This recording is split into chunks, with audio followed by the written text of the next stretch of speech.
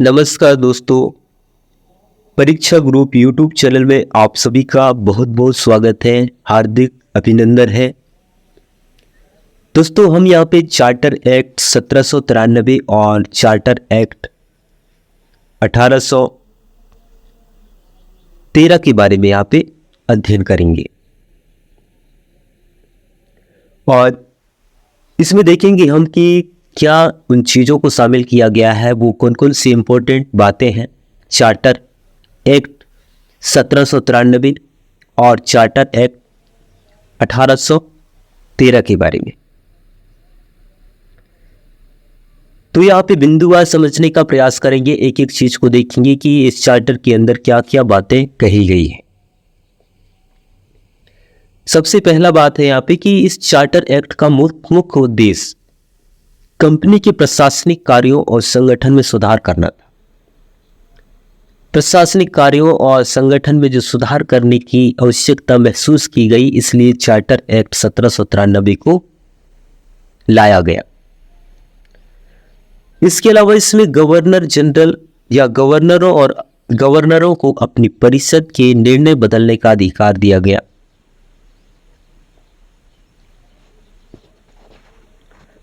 दूसरे बिंदु पे देखेंगे यहाँ पे इस एक्ट के द्वारा नियंत्रण मंडल के सदस्यों को, जिस प्रकार से एक नियंत्रण बोर्ड होता है, उसके सदस्यों को भारतीय राजस्व से वेतन देने का प्रावधान किया गया। नियंत्रण बोर्ड या नियंत्रण मंडल के जो सदस्य होते हैं, उनको भारतीय राजस्व से वेतन देने का प्रावधान चार्टर एक्ट 1793 में किया गया। दोस्तों, यहाँ पे अगर बात करेंगे हम आगे, तो इसके द्वारा सभी कानूनों, विनियमों, मतलब जो कानून निर्मित किए जाते हैं और नियमों को व्याख्या करने का अधिकार न्यायालय को दिया गया। जिस प्रकार से हमारे भारतीय संविधान में अभी भी ये चीज मौजूद है कि न्यायिक पुनरावलोकन का अधिकार, ये अमेरिका में सर्वप्रथम प्रचलित था, जिसको भारतीय संविधान में लिया गया है।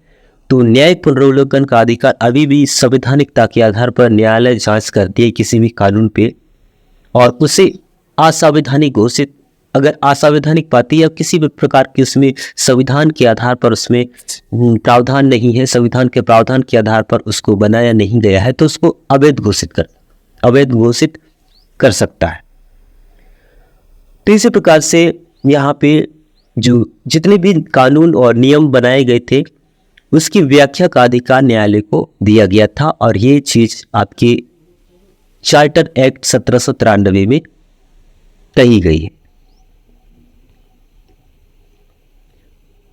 अगर हम यहाँ पे देखेंगे आगे चार्टर एक्ट 1813 के बारे में, तो क्या कहा गया है यहाँ पे कि 1813 ईस्वी के चार्टर एक्ट के द्वारा कंपनी के भारतीय व्यापार पर एकाधिकार को समाप्त कर दिया गया।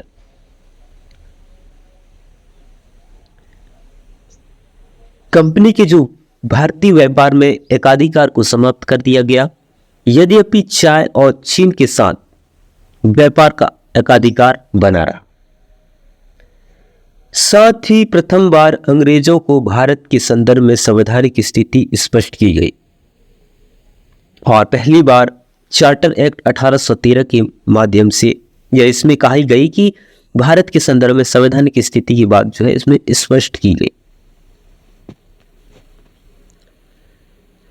आगे इसी में लिखा है कि कुछ प्रावधान है, उनको यहाँ पे बिंदुवार लिखा है, जैसे कि 1 लाख प्रति वर्ष विधि विद्वान भारतीयों का प्रोत्साहन तथा साहित्य के सुधार तथा पुनरुत्थान के लिए रखा गया चार्टर एक्ट 1813 में।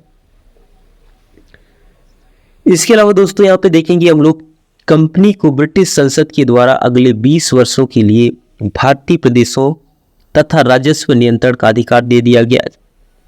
कंपनी है, ब्रिटिश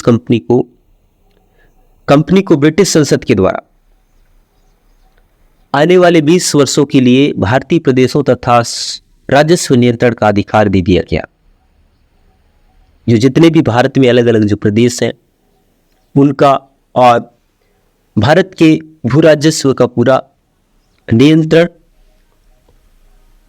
कंपनी को दे दिया गया, किंतु यह स्पष्ट किया गया कि कंपनी पर सम्राट का प्रभुत्व बना रहेगा। इस प्रकार से जो शासन व्यवस्था का जो सर्वोच्च पद है सम्राट, उस पर कंपनी पर सम्राट का प्रभुत्व हमेशा बना रहे। आगे बिंदु पे लिखा है मैं कि इस एक्ट के द्वारा भारत में ईसाई मिशनरियों का प्रवेश करने व धर्म प्रचार करने की अनुमति दे दी गई। चार्टर एक्ट 1813 में भारत में ईसाई मिशनरियों का प्रवेश हुआ और इनको अपने धर्म के प्रचार प्रसार के लिए अनुमति दी गई, छूट दी गई। तो ये कुछ प्रावधान थे चार्टर एक्ट आपके 1793 और चार्टर एक्ट 1813 के। तो आप लोगों को याद रखना है कि इन चीज़ों में क्या है और कौन कौन से ये जो प्रावधान है चार्टर एक्ट 1713 और 93 और 1813 में शामिल है, जहाँ से काफ़ी ऐसे प्रश्न पूछे जाते हैं संवैधानिक विकास के अंतर्गत। तो दोस्तों ये छोटा सा प्रयास था। अगर आप लोगों को मेरा वीडियो पसंद आए तो वीडियो को लाइक कीजिए, चैनल को सब्सक्राइब कीजिए। मिलता हूँ मैं अगली वीडियो में, तब तक के लिए जय हिंद।